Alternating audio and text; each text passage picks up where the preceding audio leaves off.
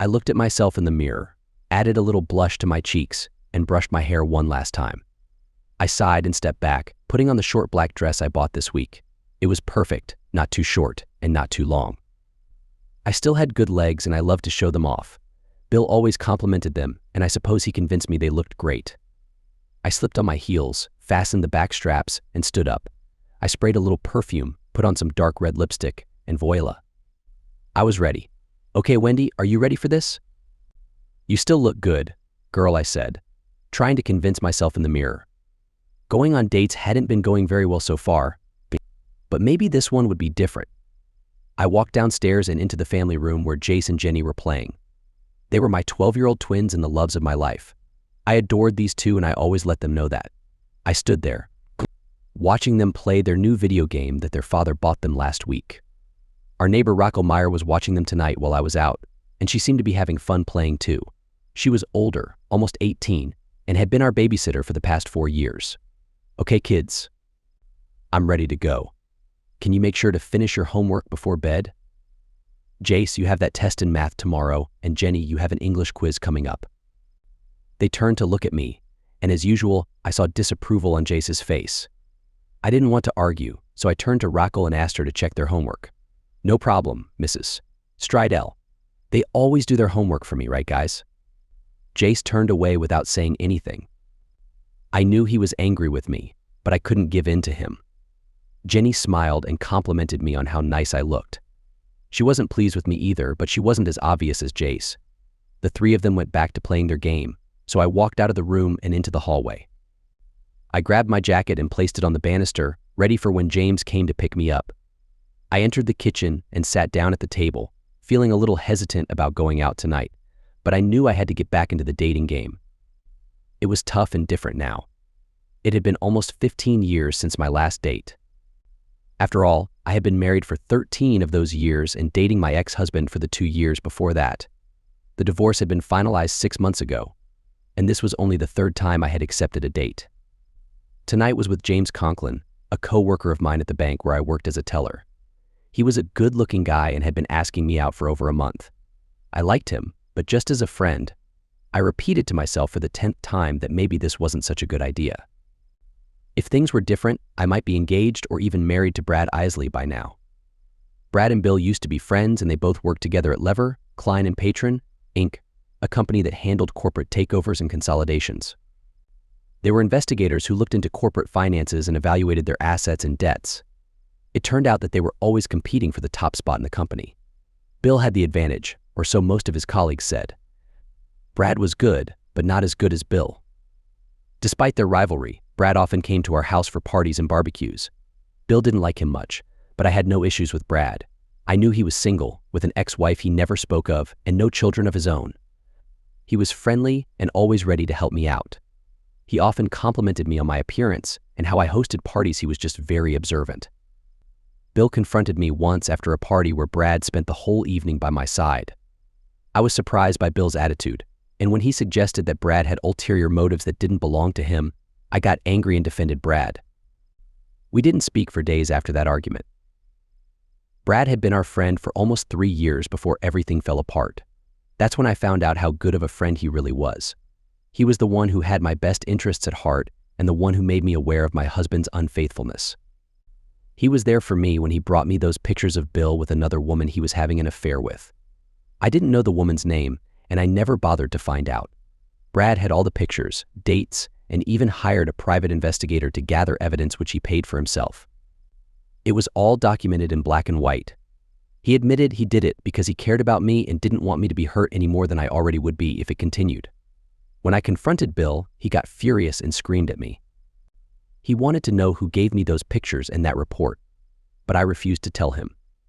There was no reason to point to Brad, it would only make matters worse.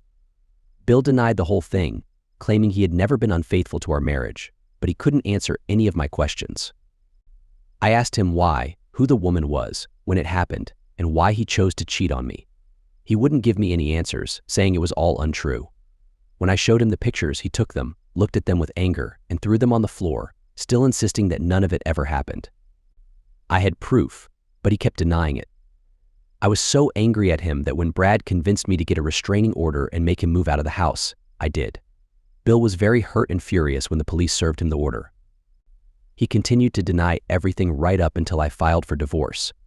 He swore he would fight it every step of the way, but I enforced the restraining order to keep him away from me and out of the house. I also hired a great attorney specializing in divorce, and she assured me we had a straightforward case.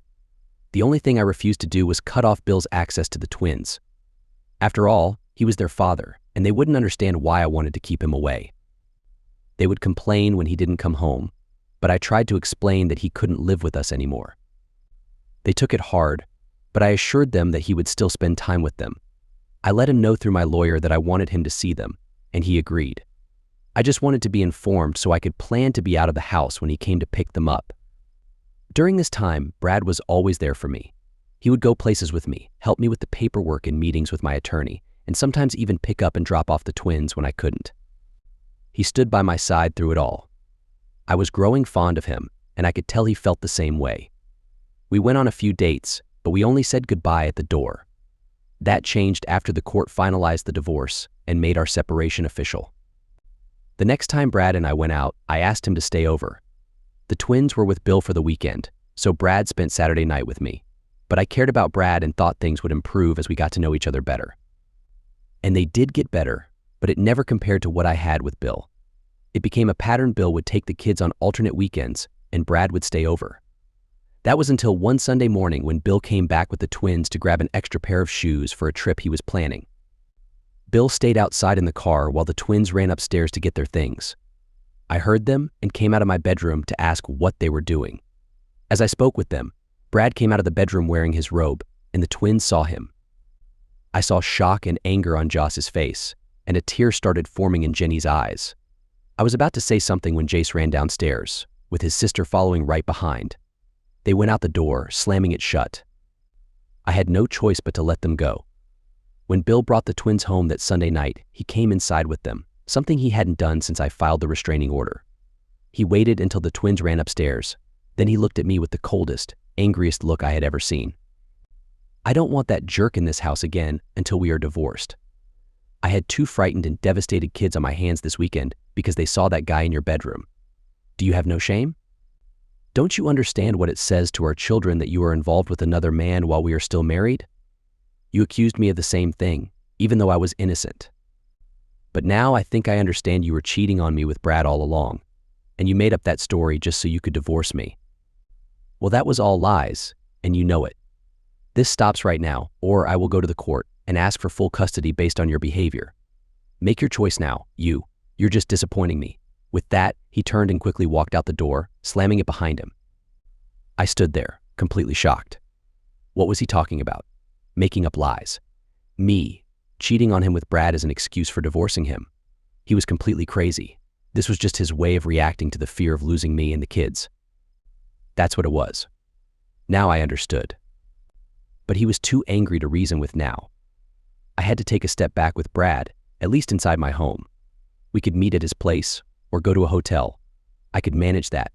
Actually, I could even wait for Brad until after the divorce. Like I said, things would have been so much easier if Brad were still alive. But just 3 days before my divorce was finalized, Brad was killed in a car accident. The police informed me that it was a 2-vehicle collision, meaning Brad was in his car. They never found the other driver involved in the accident. The police believed that Brad was hit by the other car or truck, lost control, skidded off the road, and crashed into a tree. He passed away instantly, or so they said. I later wondered why he was on that road at that specific time. He was supposed to be with me, offering support during the difficult time of my divorce. He promised me he would be there, so why was he somewhere else? I was devastated when they told me about his death.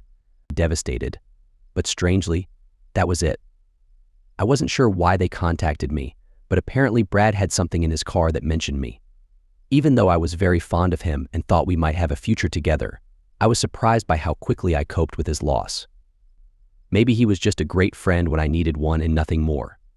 I'll never know for sure. The divorce was incredibly hard for me, and the funeral was scheduled for the same day as my divorce hearing. Brad had planned on attending the hearing with me, but now I had no choice but to go to the funeral alone. I was surprised by the limited number of people there. There were only a few of us, and most of them were people I had never met before. It was a simple and brief ceremony. A few words were spoken, and then it was over. Since I knew no one there, I left immediately and went on to the divorce. Bill was there with his lawyer, and he was sitting across from me, looking at the wall behind me. I could see he was still angry, and I was still surprised. After what he did, why would he be angry at me? It made no sense. But he chose to agree to the divorce when Brad threatened to post some embarrassing pictures on the internet for everyone to see. Brad told me Bill agreed rather than have those pictures out. Bill never told me anything about that meeting, so I had only Brad's word. As I took my seat, Bill finally looked at me. I was shocked at the look in his eyes. They were as cold and angry as I had ever seen. I wanted to say something to him, something that would make him see that this was all his fault. But I couldn't think of anything more to say other than what I said to him when I confronted him. He refused to admit his guilt then, so now would be no different. I shook my head and looked away, not feeling comfortable with that look. Bill continued to stare at me until he said very quietly, "Are you still convinced I did something wrong? You believe I could do something like that to you and my kids? I will say it one more time, I never did anything wrong. Never." I looked into those eyes that were so cold and answered him the only way I could. "I have the evidence, and you still won't admit it. So long as you chose to lie to me and not admit what you did, we have no marriage." I had been very sure of myself when Brad was there to support me, but seeing the look in his eyes and the sound of his voice, my confidence was shaken. What if? Then we have no marriage. Bill looked away, and the anger on his face was so intense it scared me. But I was safe here in this room. Actually, if truth be told, I knew I was safe anyway. Bill would never hurt me. The man he was couldn't do that. The meeting went very quickly, and the lawyers gave us the final paperwork to sign. I was to keep the house, half of all assets, child support from Bill in the amount of $500 per month, and alimony of $50 per month. Since I was working and made sufficient money to support myself, the alimony amount was a compromise. Bill wanted to refuse to pay anything to me, claiming that I had created a false set of documents to force the divorce. He claimed that Brad and I were friends and working together to blame him for something that never happened. The judge denied his suit when she read the private investigator's report and viewed some of the pictures. I have to admit that I still don't understand Bill's claim that Brad and I were friends. I never even hung out with Brad until after I filed for divorce, and I only spent time with him once our separation was official and our marriage had been ruled over. That happened after Bill's suit had been denied. So where he came up with those accusations was beyond me. Not like my claim based on real evidence. I know Bill still believes what he said in that countersuit. I never tried to correct him. It would have been a waste of time. I was interrupted by the doorbell. I got up, walked into the foyer to see that Raquel had already opened the door. James was standing inside, dressed very nicely in a dark suit and a beautiful blue striped tie. He was a nice-looking man and always made a nice impression. My twins had not come out of the room, as usual. They disapproved of my dating. They always asked why Daddy wasn't the one I was going out with. I always answered the same way: Daddy and I are divorced and no longer together. They never accepted it. Okay, good night, kids. I won't be late. Be good and do your homework. I grabbed my sweater, handed it to James to assist me, and shrugged into it. I went out to his car, James following. James took me to dinner at a very nice restaurant where we ate and talked about our lives. James was divorced like me, and he had a daughter at home that he adored. He visited her as often as he could. I looked at pictures of him and her and one of all three of them. His ex-wife was a very beautiful woman. I asked him what the cause of the divorce was in his case, and he said he didn't want to talk about it, so I never mentioned it again. After dinner, we went to a small lounge where there was dancing and music and plenty of drinks. I loved dancing and enjoyed James's ability. He was a wonderful dancer, but I noticed that after a few drinks and some slow dances, he was trying to hold me too closely. I resisted until he finally stopped. "What's the problem, Wendy? I know you've been without Bill for quite a while now, and you must want the same thing I want. So why not? We're both divorced, lonely, and need some real connection. I won't disappoint you." With that, James ran his hand down my back and over my waist. He pulled me against him. I gently pushed him away and then moved away and back to our table. I was angry, embarrassed, and frustrated. I enjoyed the closeness, but it was not the same. Bill used to do the same thing when we danced, but he was smoother and more playful about it. He knew I loved dancing and wouldn't even suggest anything like that until we were ready to go home. What was wrong with James? James followed me back to the table, looking angry as well. What the heck was that all about? I was just trying to let you know that I find you very attractive and I would love to be closer to you. Isn't that what you want too? No. This was supposed to be a friendly date, nothing more. I never gave you any other impression. I never told you, or even suggested to you that I wanted anything more. Darn it. I want to go home. Now. James argued, tried to convince me he would behave, but I just wanted to go home. Darn it all anyway. Why did I end up comparing guys to Bill? I always did it, and I never intended to, but they just weren't the same as him. He did everything right. He always knew what I wanted and what would make me happy. As James drove me home, silent in his frustration, I continued to think of what was wrong. I knew what it was, and that made it even worse. I still loved my husband Bill regardless of what he did to me and our children. He was perfect in so many ways for me. He knew me, he took care of me, and he always knew how to make me happy. Why did he do it? Why did he break our trust? I didn't even know her name or where she came from. Brad knew. He took care of all of the details during the divorce. He gave the lawyer all the information, and Bill continued to deny it over and over. He even begged me to listen to him, to believe him when he denied it. But I saw those pictures, the ones that broke my heart. As James pulled into the driveway, I opened the door, telling him there was no need to walk me to the door. I was still angry and frustrated, and I wanted nothing more than to get into the house. I was so focused, I didn't even notice Bill's car in the driveway. I guess after 13 years of something, it just fit and didn't even alert me. I walked quickly up the walk and opened the front door, letting myself in. James had already driven away, and I heard the angry sound of his tires as he drove off. I took off my sweater, hung it in the hall closet, and walked into the family room where I expected to see my twins and Rocco playing as usual. What I found was Bill, with both kids wrapped around him as they played on the floor. Rocco was sitting on the couch laughing out loud as they tried to get the game controller from him. I was struck by the joy on their faces and their happy laughter, matched by the smile on his face, and I couldn't help but smile as I watched them, unable to move or speak, overcome with the pleasure it gave me. As Bill rolled away, the game controller held high. He saw me standing there in the doorway. His smile disappeared like a light switch had been flipped off. He stopped immediately and got up from the floor, telling the kids that the game was over. They didn't stop right away, not knowing I was there. Bill grabbed both of them by the shoulder and turned them so they could see me standing there. I was still grinning at them, but I suddenly noticed that I was the only one still smiling. All the joy and laughter was gone, the silence following the laughter, deafening. Suddenly I felt it all come crashing down on me. The pain, the lack of joy in our house with Bill gone, the sadness I felt every night when I went to bed alone. All of it came crashing down, almost driving me to my knees. I was just standing there, not able to say anything when Bill spoke. "Oh, kids, it's time for me to go. I'll pick you up right at 10 tomorrow morning. Be ready, okay?"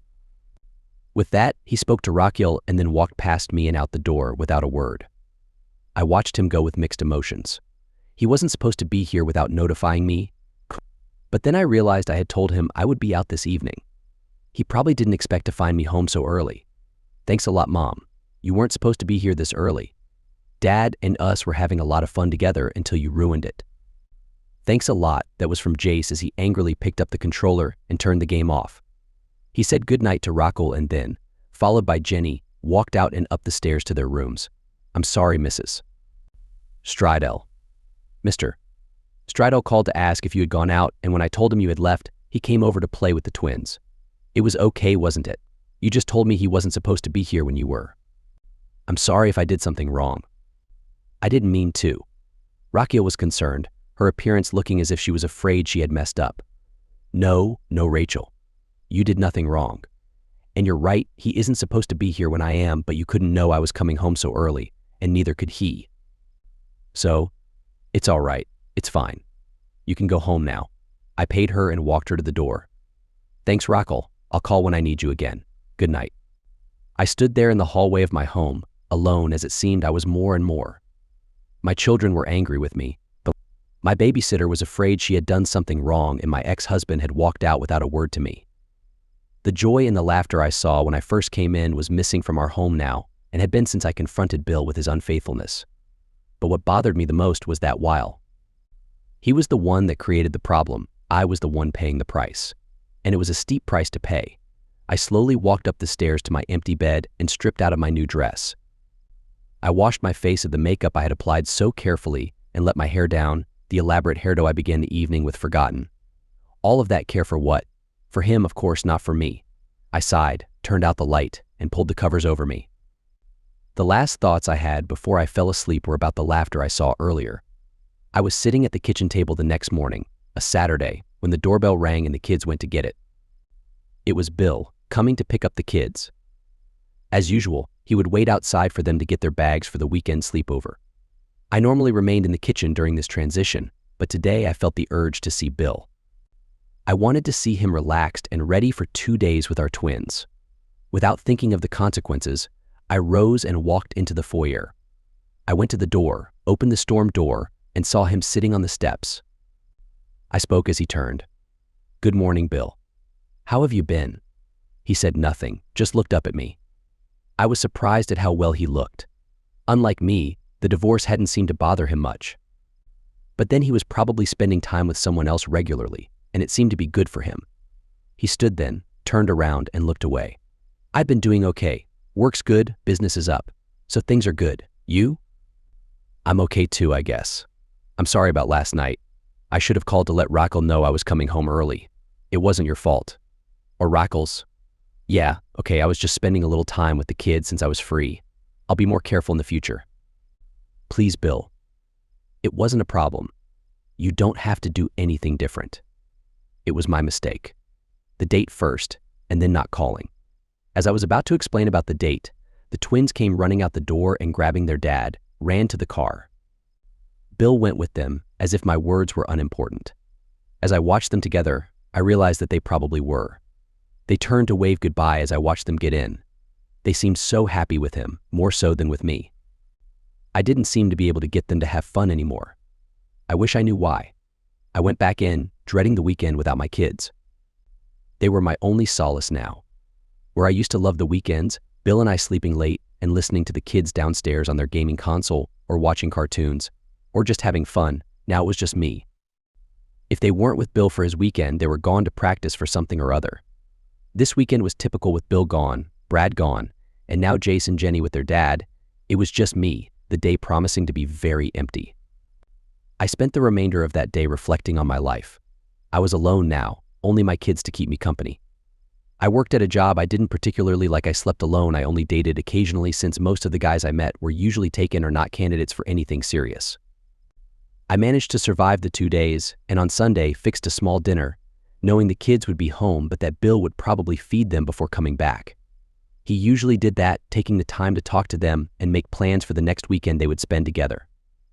They always came home filled with plans and excited about the next time with their dad. I admit to being jealous. When the kids came home, they talked a little about their weekend but didn't give me any details. More and more, they seemed to consider their time with Bill as their time, not mine. I seemed to find myself more and more closed off from them. I made sure they were ready for school the following day and sent them off to bed. Bored, I soon followed and laid out my clothes for tomorrow, ready for my job. I worked at the bank until 2:30, 5 days a week with Saturday and Sunday off, and I had just gotten home that Monday when I heard the phone ringing. I used my key to open the door, and rushing in, I dropped my stuff, ran into the kitchen to grab the phone before the caller hung up. "Hello? This is Wendy. Is this Mrs. Stridell? Mrs.? I'm Wendy Stridell. I'm divorced now, so it's no longer Mrs. William Stridell. Can I help you? Yeah, maybe you can. Look, this is Harold Pierce, down at Capital Investigations. Bradley hired me to make up that report. You know, the one that you used to separate from your old man? Looks like it worked okay since you're split now. I'm sorry, but I don't know much about you or the report, only what Brad told me. Why are you calling me Look Lady? It's too bad he had to pass away. But Brad still owed me $1,000 for making up that phony report. Editing those pictures alone cost me a couple $100. Now that you're no longer with that awful husband of yours, someone has to pay me the grand. Since he died, you're the only one left. I don't know what you're talking about. Brad said he paid for that report out of his own pocket. And what do you mean, editing those pictures? Why did you have to do anything to them? Don't play dumb with me, lady. That report was fake, and you know it. Those pictures were altered by one of my guys, so don't give me any of that nonsense. I want my grand, or the district attorney will hear about your scheme from an anonymous source. I'm covered, so nothing comes back to me. But you, that's a different story. You wanted to separate from that rotten husband of yours and get some of his money, so you and your lover hired me. I have his words on tape, telling me that the two of you planned this. So I'll stop by tomorrow around noon for the grand. Have it ready if you know what's good for you. He hung up, and I sat there, the phone still pressed against my ear as the dial tone hummed. I was stunned. The report was fake? The pictures were not real? It was all a scheme, and Brad was the one who orchestrated it all. He deceived me completely. He made up that entire story about Bill having an affair and got a shady investigator to create a false report, complete with manipulated pictures to convince me. And the worst part was that I fell for it, hook, line, and sinker. I turned on my husband and refused to even consider that he was telling me the truth. I put down the phone and sat there, my head spinning, my stomach clenching in severe pain, my face flushed. I felt sick to my stomach and almost didn't make it to the bathroom before everything I had came up, scalding my throat and mouth as it spewed out. I know I let out a cry of agony as the truth came crashing down on me. All I could say was no, over and over and over. I tried to get up, away from the toilet, but when I stood, my stomach clenched again, and the pain forced me to my knees just in time for another round of heaving, mostly dry since the contents of my stomach were already emptied. I bent over, the cramps not letting go, my face drenched with sweat, and my fists clenched in agony as I tried to expel whatever was left. Each time I attempted to stand, to rinse the awful taste from my mouth, the pain struck me all over again. My kids found me there on the floor of the bathroom when they came home from school. I had been there for the past 2 hours, alternating between dry heaves and washing my face, then crying until the next wave of pain took control. My stomach was now empty, and the only thing left were the painful cramps that wouldn't stop. I felt like I wanted to die and hoped that I would. They did the only thing they could think of when they called Bill and told him I was very sick. I wanted to die now for sure. With Jace's help, I got up and half walked, half crawled up the stairs to the bedroom. I wanted to just lie down on the bed and let sleep claim me, but Jace got a wet washcloth and bathed my pale, ashen face. He looked so worried, and that made me try to take some control of myself. I couldn't let my child suffer for my mistakes. I had to ease his mind. Thanks, Jace. I'll be okay now. Please, go call your dad and tell him not to come.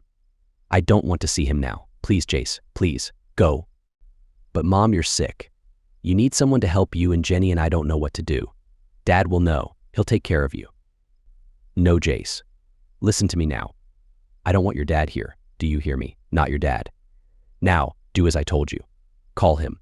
Tell him not to come. No, wait. Better yet, let him come, and then you and your sister go with him and stay there until I call you. Now. Go. I got myself up, pushed my son out the door in spite of his yelling, and locked it behind him. I couldn't stand the thought of facing any of them right now, maybe never again. I was humiliated, and the emotional pain was so intense I was making myself physically sick. I couldn't let Bill or my kids see that. I couldn't. I sank down on the bed, my stomach quiet for the moment. I wiped the back of my hand across my mouth, tasting the sour bite. I bowed my head, let the tears come, and I cried. I couldn't stop myself. What I had done to my family, by believing Brad's story of Bill's wrongdoing, was clear. Now, I knew it for what it was, a lie built up with fake evidence and a fake report about some person who didn't even exist. And I believed it all. In spite of living with my husband for almost 15 years, I never even thought to question the story Brad brought me. And the warning Bill gave me about Brad so long ago, I just ignored that as well. I bought everything he told me, at the cost of my marriage and my family. As I sat there, I heard the sound of voices coming from downstairs. I waited, praying that they would all go and leave me here alone. I couldn't stand to face anyone tonight. I definitely couldn't face Bill. But then, Bill never wanted to look at me now anyway. He hadn't for some time. And now, knowing what I did, I couldn't blame him. He must be angry with me, and I now knew why he always looked at me with those accusing eyes. Pounding on the door, Wendy, let me in. Open the door, Wendy. Wendy. It was Bill, trying to get me to open the door. I couldn't. I just couldn't do that. I had to make him go away. I'm fine, Bill. Just take the kids and go. You can keep them for a few days. I'll call you tomorrow. Please, Bill, just go away. Wendy, Jay said you were sick. He and Jenny said you were very sick. Let me in, Wendy. You're scaring the kids now. Please let me in. I couldn't do that to my kids. I had to do something. I sat up, wiped my face with the wet washcloth Jace had given me and walked slowly to the door. If I could just make it through the next few minutes, Bill would take the twins and go. I would be alone. Fine. Just a minute. I squared my shoulders, took a deep breath, brushed my hair back from my face and opened the door. Okay, Bill, are you satisfied now? I'm fine. Now please, just take Jace and Jenny and go back to your place for a couple of days. I'll be fine if you just give me a couple of days, please? Bill stood there staring at me as if I was a complete stranger. I held his gaze for a few seconds before looking away, trying to find my children. They were standing at the bottom of the stairs, looking very small and frightened. I couldn't stand that, so I walked out of the room and over to the top of the stairs. Honest, kids, I'm fine. I must have a bug or something, and I just don't want you two to catch it from me. So, if you stay with your dad, you should be safe. I can take care of myself. So, are we okay? I waited until I saw them nod, then turned back to Bill and said very softly, please, Bill, just take them and go. I have to be alone right now. If you ever cared for me, please just do this for me. Please, Bill. Bill looked at me and reached out to take my hand in his. Wendy, you are in some kind of trouble. Let me help.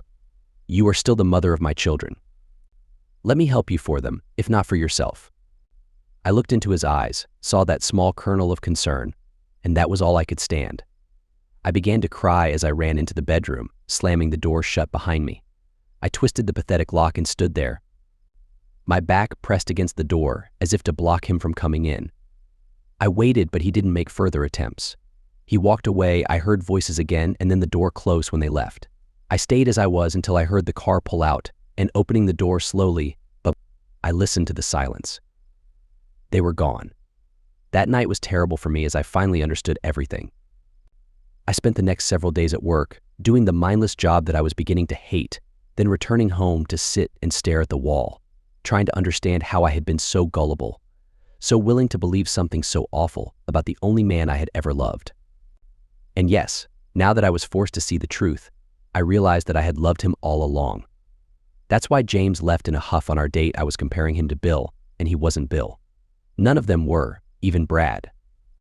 Why hadn't I understood that before now? I paid the man his $1,000 on Tuesday and asked him for the truth. He told me what Brad had requested of him, that the girl was just some acquaintance they met. The backgrounds were taken from the internet. And the report was just a complete lie, using dates and places supplied by Brad. He had a photographer take some pictures of Bill without his knowledge and used his face with the pictures of another man with the acquaintance. Since Brad knew Bill's schedule, he was the perfect one to set it up.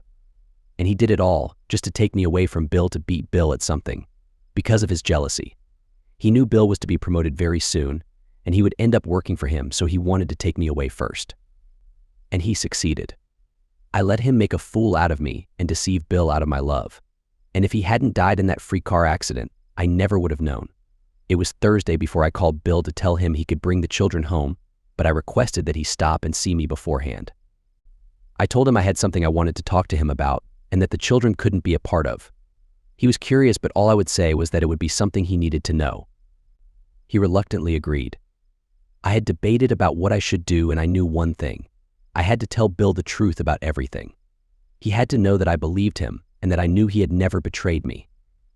It was important for me to let him know that I had regained my trust in him and recognized the goodness that made him the person he was.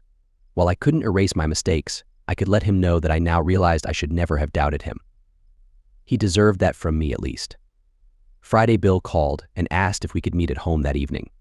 He said we could talk, I could say what I wanted, and then we could decide if the kids should stay with him over the weekend. He was very quiet, not the least bit rude or abrupt as he normally was when he called. I appreciated that small gesture and agreed to meet him. He said he would bring takeout, something we used to do quite often. I thanked him and hung up, determined but scared of what I was about to do. I finished my shift at the bank and left for home and my coming confession. Bill arrived right at 6, the time we had agreed upon. He had a pizza, and some drinks that he set on the kitchen table. I got the napkins and a couple of glasses and set two places very domestic and very family-oriented. The hypocrisy was not lost on me, this artificial domesticity, and my intended confession of unmitigated dishonesty and betrayal. I almost lost my courage, but I steeled myself and indicated to Bill that he should sit. I set the pizza on our plates, opened and poured the drinks. After that, I sat back and looked at Bill. I have something very difficult to say to you, and I need a promise from you that you will listen until I'm finished.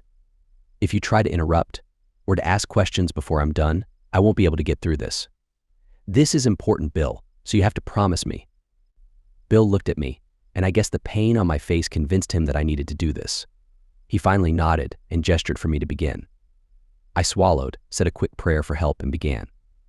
First, I want to apologize to you for not believing in you when you tried to tell me you would never do the things I accused you of. That was my biggest mistake, and one I will regret until the day I die. All you asked of me was faith and trust, and I gave you neither. Bill started to say something, and I quickly raised my hand.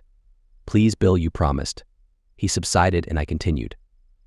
Before filing for the divorce, I let Brad convince me to bar you from seeing the children and living here in the house. I now know he did that to prevent you from talking to me and trying to convince me you didn't do those things. My mistake is that I listened to him and not to you. When Brad moved in with me, to sleep in the bed you and I shared for all those years, I was so angry that I allowed it. We spent the weekends together when you had the kids. I was embarrassed and ashamed when you spoke to me that day. Jay saw me with Brad, and I realized what I was doing was wrong. The shame was only made worse when Brad decided to use a motel room instead. But I continued to meet him. That was when I lost the dignity that I had tried so hard to maintain when I thought you had betrayed me for someone else. To make it so much worse, Brad was awful, and all I could do was compare him to you. For your information, and because I owe you the truth, he was terrible, and I never enjoyed it. Why I continued, I don't understand. I guess I was lonely and felt betrayed. I think now it was only a silly way for me to try to get some revenge. I pushed the plate of pizza away from me, the smell almost causing my nausea to return. I had to continue this, do it once and for all. Make it through before my courage failed me. It was just last weekend when you had the kids that I got a phone call from Harold Pierce, the man at Capital Investigations. You remember them, the PI report that documented your betrayal of us? The report that produced those dramatic pictures of you and that woman? The report that convinced the judge that your claims were just nonsense? Do you remember that report? I was almost yelling now, the pain and the anger gripping me again, just as it had when he called. My throat closed up, and I could hardly speak. I was so furious at the injustice of what I learned. Bill stood and reached for me, but I angrily waved him back. No. I have to do this. I have to. I took a deep breath, held it, and then exhaled noisily. I continued. It was all a lie, a pack of lies.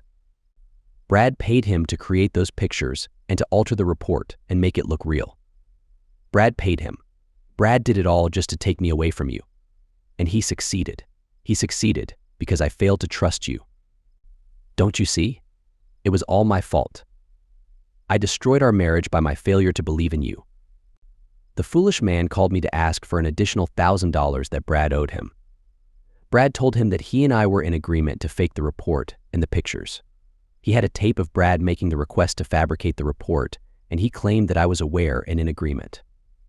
It was nothing but a trick that Brad used to take me away. Just a lie. It was all a darned lie, and I found out because Brad was killed that day in that stupid car accident. I now thank God that he was. The day I learned all of this was the day the children called you because I was so sick. I was sick at heart, but the pain was enough to bring me down. That's why I had you leave so quickly. I couldn't stand to face you, and I couldn't stand for you to look at me, knowing I had failed you and betrayed you in my anger. I did it. I made it all the way through. I had given Bill the truth so that he could know that I believed him now, that I knew without doubt that he had never betrayed me. But it was also true that he knew how I betrayed him. It was all over now. Bill could go on with our children, knowing that he had my trust, but now he knew that I messed up with Brad repeatedly while we were separated. I had betrayed my marriage vows to Bill long before our marriage was terminated. We were separated but not divorced. I had betrayed him, and now I knew I didn't even have the justification of revenge. I was exhausted. The truth and the emotional toll it demanded of me to tell Bill took more from me than I expected. I was drenched with sweat, my face pale and my hands shaking with emotion. I reached for the forgotten Pepsi to quench my parched throat. So now you know it all. That Brad betrayed both of us, and that you never failed me while I did fail you. It was so easy for him, and I was so ready to accept the lie. What does that say about me? I don't want to think about it. Just know that I never stopped loving you even when I was convinced that you had cheated on me. I never stopped, Bill. I never stopped. I stood, looked at Bill, who was sitting there, quiet now. He seemed to be deep in thought. I decided to take this reprieve to say, please keep the twins until Sunday evening as usual. I can't see them right now. I'm sorry, Bill. I'm so very, very sorry for all I put you through. I hope someday you'll be able to forgive me. Good night. I turned and ran up the stairs to the bedroom, where I seemed to be spending more and more of my time lately. I heard Bill call through the door that he was leaving, but I didn't respond. I wanted to be by myself. It was only now that I realized that I had ruined all the good things in my life. I had been a fool, easily fooled to allow Brad to lead me by the nose as he did, and I deserved what I got now. I deserved nothing less. Bill brought the twins home that Sunday evening at the proper time, and I had a light dinner waiting. He came in with them just to be sure I was okay. I smiled at him, but didn't stay to talk. I walked back into the kitchen, Bill standing there in the foyer watching me until I was out of sight. He left, calling a goodnight to the twins as he left. 2 weeks passed in which I worked very hard to get the twins to talk to me, to tell me what they were doing and how they were getting along. It seemed that it had been forever since I just talked to them and took a real interest in what they were doing. Up till then, I was feeling sorry for myself, put upon by the death of my lover, the destruction of my marriage, and anything else I could feel some self-pity about. Now, I was determined to make myself get back into the world of the living. My kids came first. I was discussing something with them when they reminded me that Bill was coming to pick them up that Saturday morning. I had almost forgotten until then, and the thought of Bill brought a wave of pain for all I had lost. I fought it back and told them that was fine and that I would make sure they had all they needed. Jace wanted his favorite shirt clean and Jenny wanted a change of shorts for the park. I promised that both would be ready.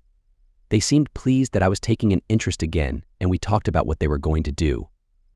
Apparently, Bill had promised them a trip to the planetarium to see a new diorama that was just being introduced. It sounded wonderful, and I told them so. I envied them this time with their dad. I had them ready, their small bags packed with their special requests, and made sure they each had last-minute instructions on how to behave. I knew it was not necessary as they always behaved for their father, but it gave me some sense of normalcy, and they seemed to like it as they smiled and fidgeted good-naturedly while assuring me they would behave. I was pleased at how well we were now getting along. It seemed that when I confessed everything to Bill and told him what I did, I regained some of my own pride and self-respect. It wasn't easy, but it was very worthwhile. I felt a huge sense of relief and happiness which seemed to be apparent to my children. At least they were responding to me now where before, there was more resentment. I waited with them until Bill's car pulled into our driveway. I opened the door and watched them run to the car where Bill stood waiting. He got them inside, made sure they were buckled up, and then, surprising me as well as the twins, he walked up the driveway toward me. I waited, wondering what he wanted to say. I had no expectations, but I was curious. I felt maybe we had entered a new phase in our relationship, possibly friends, but I suspected even that was too much to hope for. Good morning, Wendy. Are you feeling better now? I know it was very hard for you, what you said to me that day. I just wanted to let you know that I understand that and to say thank you for doing it. I'm a lot better now. It was very hard, but it was more painful to realize what I did and the harm it caused for all of us. But it's given me a great sense of peace now that you know that I know the truth. Thank you for that. Bill turned and started down the driveway, then he stopped. I watched, curious as to what he had forgotten. Something else he wanted to say? He turned, walked back to the bottom of the stairs, and looked up at me. I waited, feeling the pleasant twinge in my stomach that I always felt when Bill looked at me that way. I could only wish it was the way he felt about me again, but that was too much to ask for. He opened his mouth once, shut it, swallowed, then spoke. Would you like to join us today? We're going to the planetarium, and I know the twins would really like it if you came. All I could do was sob, the tears welling up in my eyes, and my throat closing with emotion. I swallowed, wiped my eyes, and replied, I would love to. Epilogue: It's been almost a year since Bill invited me to join him and our twins for his weekends with them. It's not always that he does it, but often enough that I was beginning to hope for more. I know I don't deserve it, but I can still hope that he can come to forgive me. We spoke about it at length once, and Bill was very understanding. He understood why I was so convinced when he saw the pictures and read the report. He knew that both were fake, but there was no way to convince me at that time since I thought they were real. And we now knew that Brad was the worst kind of manipulator, taking advantage of every opportunity. He was driven by jealousy and envy. The problem was that while intellectually Bill could understand my suspicions, his heart wasn't as forgiving. He said only that he was sorry I couldn't trust him more, especially when he told me that he was innocent. I've done all I could to make him understand that even though I thought he was unfaithful to me, I never stopped loving him. I let him know that my time with Brad was not wonderful, that the time with him was always unsatisfactory, and that I continued to always compare him with Bill, and that Brad always came off second best, in every way. As for dating, it was hopeless for me since I continued to compare them all to Bill. He hears me, he listens very intently, but he just shakes his head. I don't know what that means. The one thing he did say during that talk was that if I still loved him as I said, why didn't I give our marriage another chance? Why couldn't I find it within my heart to forgive him for what I thought he did? I had no answer to that, and that bothered me a lot. I finally concluded that Brad was manipulating me into not letting Bill back in my life. Bill agreed but still wondered why I was so eager to push him away. I never asked Bill about his time away from me and the twins. During the week when we both work, there was no communication. We hadn't come to the point where we could pick up the phone and just chat as friends. We weren't real friends.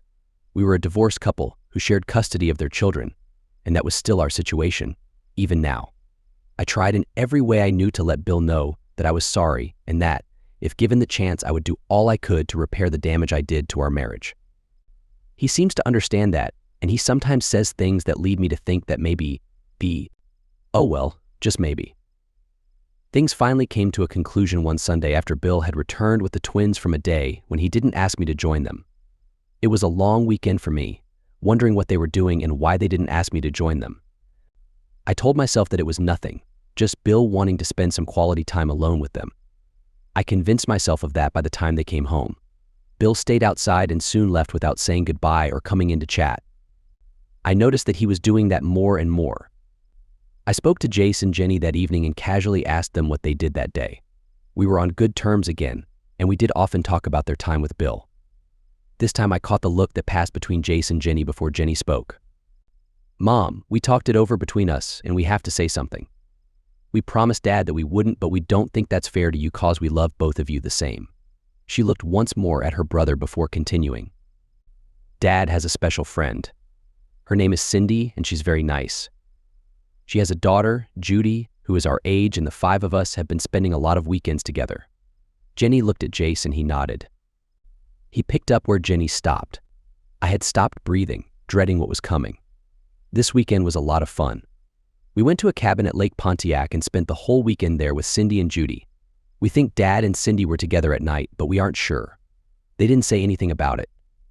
At this, Jace seemed to be embarrassed, but he swallowed and continued. I held my breath because I knew what was coming. I steeled myself, gripping my hands so tightly that my fingernails were digging into my palm. My throat was already tight, and my eyes were beginning to blur with the tears that I just barely held back. But Dad did talk to Jenny and me and told us he wanted to ask Cindy to be a part of our family. He wanted our opinion of that and to be sure how we felt about her. He said he would talk to you about it before he asked her. There. It was done. It was over now, once and for all. My hopes and my prayers weren't answered. Even from the grave, Brad won. He destroyed Bill's love for me and left me behind with nothing but the ashes of 15 years. He must be laughing now. He must think that he had accomplished his purpose. But the joke was on him. Bill was happy again. He had found someone else to replace me, someone who would believe in him. After all, wasn't I the one that refused to believe that he might be telling the truth? And as I thought about it, I realized that I was the only one that lost. Brad destroyed me and my marriage, but not the man he hated and envied. Brad lost his life without knowing he had failed. How ironic. I lost everything, and the pain of my choice to believe Brad over Bill was mine to bear. The price for my betrayal and my lack of trust in my husband and my marriage was due in full. All I could do now was pay that price.